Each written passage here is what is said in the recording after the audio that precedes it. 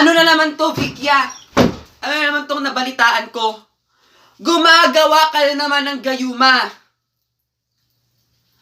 Pwede bang tantanan mo na ang taong iyon? Ginamit mo pa ang aking walis. Nako, Vikya. Pag naulit-ulit ito, wala kang magagawa, Marta. Isa mahal ko siya. Hindi na mababago yon. You know naman, kasi ako ang pinakamagaling gumawa ng pusyon sa ating dimensyon. Bakit? Para saan pa ang aking talento kung hindi ko naman gagamitin? Aber?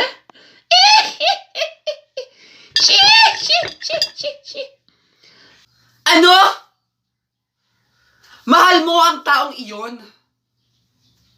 Naku, Vikya, namumuro ka na ha. Sabing tigilan mo na sila.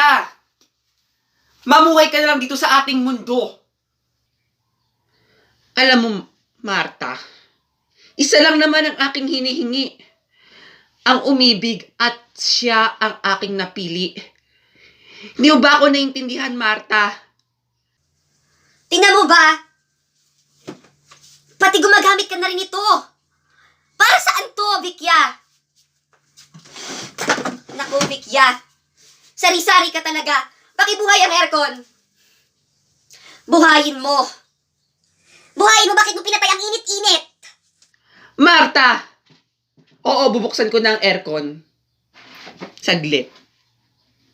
Naku, Vikya. Pagbalik ko